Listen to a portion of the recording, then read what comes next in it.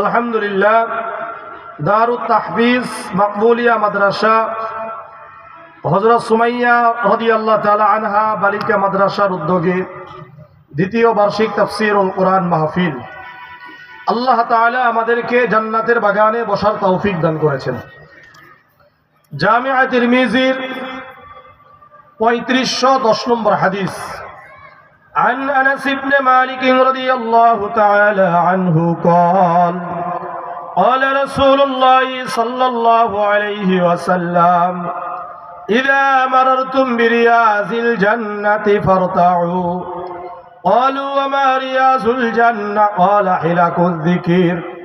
আনাস ইবনে মালিক রাদিয়াল্লাহু তাআলা আনহু বর্ণনা করেন, আল্লাহর রাসূল সাল্লাল্লাহু আলাইহি ওয়াসাল্লাম বলেন, হে আমার সাহাবারা, হে আমার উম্মত, যখন তোমরা দুনিয়াতে জান্নাতের বাগান দেখবে, ওই জান্নাতের বাগানে অধিক সময় অবস্থান করো।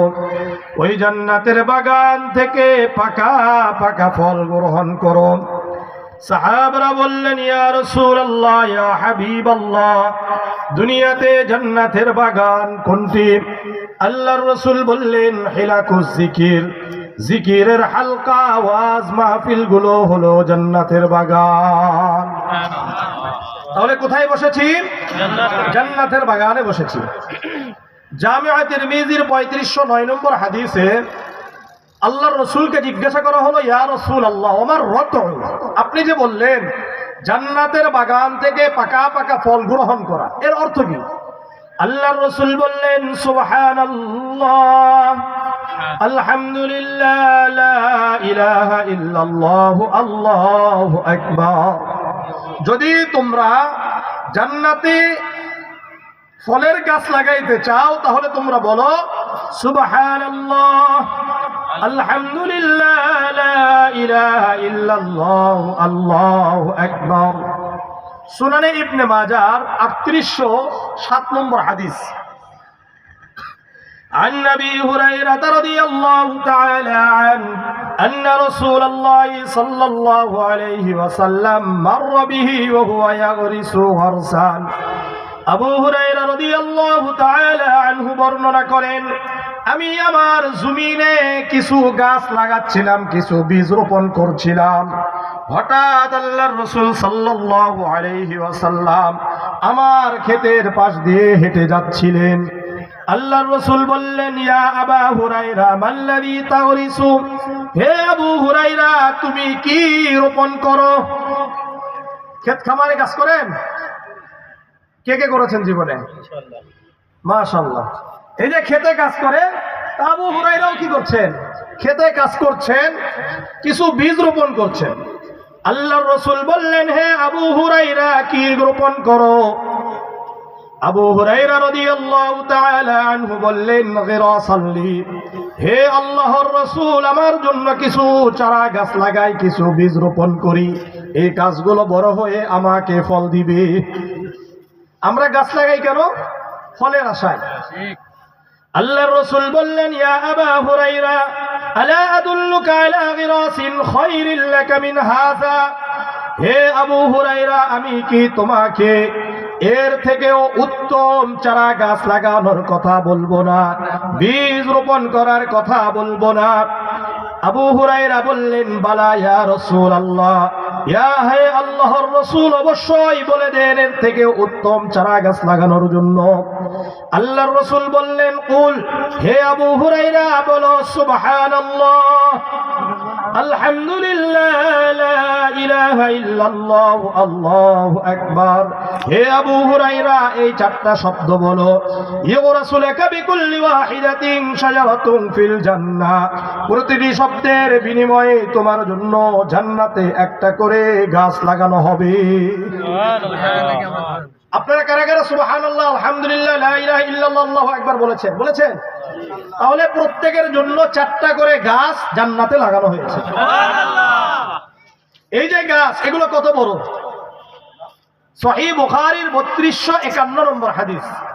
عن أنس بن مالك رضي الله تعالى عنه قال قال رسول الله صلى الله عليه وسلم إن في الجنة لشجرة يسير الراكب في ظلها 100 عام لا يقطعها আনাস ইবনে মালিক রাদিয়াল্লাহু তাআলা আনহু বর্ণনা করেন আল্লাহর রাসূল সাল্লাল্লাহু আলাইহি ওয়াসাল্লাম বলেন তোমাদের জন্য জান্নাতে যেই গাছগুলো লাগানো হলো এগুলো কত বড় জানো নাকি সাহাবারা বললেন আমরা জানি না আল্লাহ এবং তার রাসূল ওই ভালো জানেন আল্লাহর রাসূল বললেন ইয়াসিরুর রাকিবু ফি জিল্লিহা 100 আমিন লা ইয়াকতাউহা একটি আরবিয়ান তেজি ঘোড়া যদি 500 বছর দৌড়ায় এরপরেও একটি গাছের ছায়া শেষ করতে পারবে না তাহলে সুবহানাল্লাহ বেশি বলা দরকার না বলবেন তো ইনশাআল্লাহ আপনাদেরকে আরেকটা হাদিস শোনাই সুনান ইবনে মাজাহ 3809 নম্বর হাদিস عن النعمان بن بشير رضي الله تعالى عنه قال قال رسول الله صلى الله عليه وسلم إن مما تذكرون من جلال التصبيح والتحميد والتكبير والتهليل ينعتفن حول العرش لهن دوي كدوي النحل نعمان بن بشير رضي الله تعالى عنه বর্ণনা করেন আল্লাহর রাসূল সাল্লাল্লাহু আলাইহি ওয়াসাল্লাম বলেন যখন তোমরা বলো সুবহানাল্লাহ আলহামদুলিল্লাহ লা ইলাহা ইল্লাল্লাহ আল্লাহু আকবার কয়টা শব্দ চারটা শব্দ বলো সঙ্গে সঙ্গে এই চারটা শব্দ আরশে আজিমের চারপাশে মৌমাছির ন্যায় গুনগুন গুনগুন করতে থাকে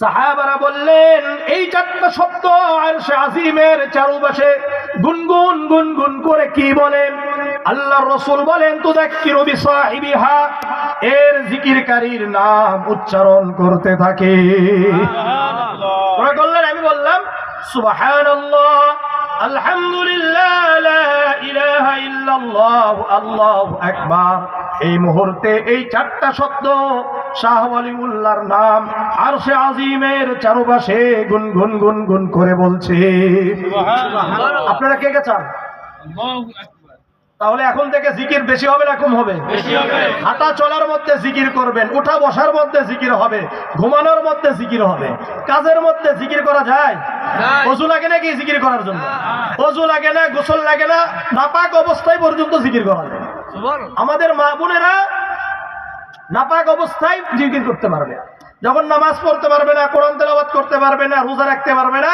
তখনও জিকির করতে পারবে সুবহানাল্লাহ এই জন্য আজকে থেকে জিকির বেশি হবে ইনশাআল্লাহ আল্লাহ আমাদের সবাইকে কবুল করেন আমিন আল্লাহ আমাদের সবাইকে কবুল করেন আমিন আসেন মূল আলোচনায় আসি আমি আপনাদের সামনে আজকে 10টা উপদেশের কথা বলি কয়টা উপদেশ 10টা উপদেশ মুসনাদে আহমদের 22075 নম্বর হাদিস عن معاذ بن جبل رضي الله تعالى عنه قال أوصاني رسول الله صلى الله عليه وسلم ب10 كلمات معاذ بن جبل رضي الله تعالى عنه বর্ণনা করেন আল্লাহর রাসূল সাল্লাল্লাহু আলাইহি ওয়াসাল্লাম আমাকে 10টি উপদেশ দিয়েছেন কয়টা উপদেশ 10টা উপদেশ দিয়েছেন এক নম্বর লা তুশরিক বিল্লাহি শাইআন ওয়া ইন কুতিলতা ওয়া হুররিকতা তুমি আল্লাহর সাথে কাউকে শরীক করবা না যদিও তোমাকে হত্যা করা হয় অথবা আগুনে জ্বালিয়ে দেওয়া হয়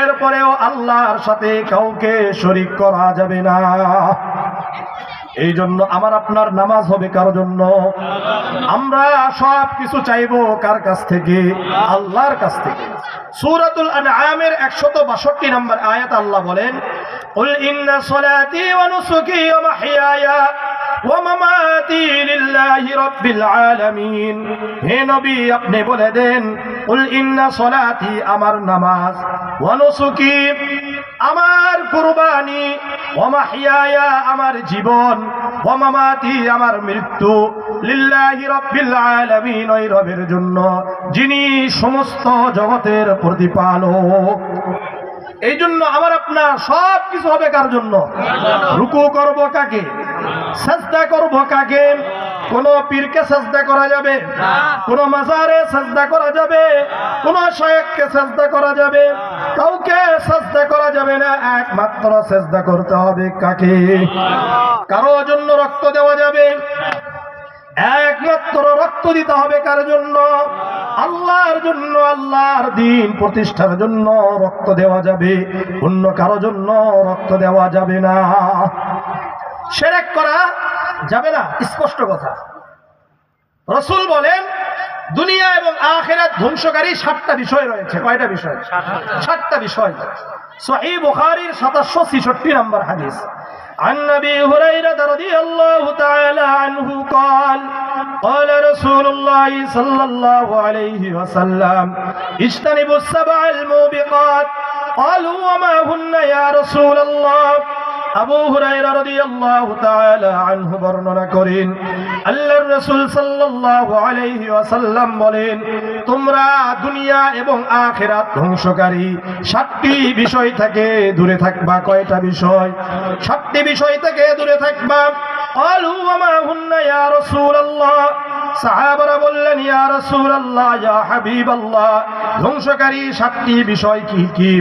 আল্লাহর রাসূল বললেন, 1 নম্বর আশরিকু বিল্লাহ, আল্লাহর সাথে কাউকে শরীক করা, যে তোমার দুনিয়াও ধ্বংস করে দিবে, আখিরাতও ধ্বংস করে দিবে।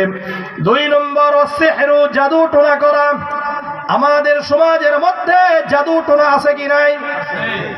হিংসা থেকে অন্যের উপর জাদু টোনা করে, বিশেষ করে আমাদের মা বোনরা জাদু টোনায় থাকে, আছে কি নাই? জাদু টোনা করে, হিংসা করে, জাদু টোনা করে, অথচ হিংসা আমার আপনার আমল ধ্বংস করে দিবে। সুনানে আবি দাউদের 4903 নম্বর হাদিস। عن أبي هريرة رضي الله تعالى عنه قال قال رسول الله صلى الله عليه وسلم إياكم والحسد فإن الحسد يأكل الحسنات كما تأكل النار الحطب। আবু হুরায়রা রাদিয়াল্লাহু তাআলা আনহু বর্ণনা করেন আল্লাহর রাসূল সাল্লাল্লাহু আলাইহি ওয়াসাল্লাম বলেন, তোমরা হিংসা থেকে বেঁচে থাকো, কেননা হিংসা তোমাদের আমলকে এমন ভাবে ধ্বংস করে দিবে, জেলে পুড়ে ছাই করে দিবে, যেমন নাকি আগুন কাষ্ঠকে জ্বালিয়ে পুড়িয়ে ছাই করে দেয়। আমাদের সামনে যদি আগুন আর কাষ্ঠ এক জায়গায় করা হয়, তাহলে এটা এই কাষ্ঠকে আগুন জ্বালিয়ে দিবে কি দিবে না? ঠিক তেমনি ভাবে আমার আপনার অন্তরে যদি হিংসা থাকে, তাহলে আমাদের ঈমান আমল ধ্বংস হয়ে যাবে। এই জন্য আল্লাহর রাসূল বললেন, তোমার দুনিয়া ধ্বংসকারী, আখিরাত ধ্বংসকারী কয়টা বিষয়? 7টা বিষয়। 1 নম্বর শিরক করা, 2 নম্বর জাদু টোনা করা, 3 নম্বর কতলুন নাফসিল্লাতী হারামাল্লাহু ইল্লা বিল হক, অন্যায়ভাবে মানুষ হত্যা করা, 4 নম্বর ওয়াকলু মালিল ইয়াতীম, ইয়াতীমের মাল আত্মসাৎ করা। আমাদের সমাজের মধ্যে অনেক চাচা রয়েছে, ভাতিজা ভাতিজির মাল আত্মসাৎ করে। অনেক বড় ভাই রয়েছে, ছোট ভাই ছোট বোনদের মাল আত্মসাৎ করে, আছে কি নাই? আবার অনেক ভাই রয়েছে, বোনদেরকে তাদেরকে বিয়ে দেওয়ার পরে মনে করে যে সব সম্পদ আমাদের। আর যদি বোনেরা বলে যে ভাইজান আমাদের সম্পদগুলো যদি একটু বুঝিয়ে দিতেন, তখন বলে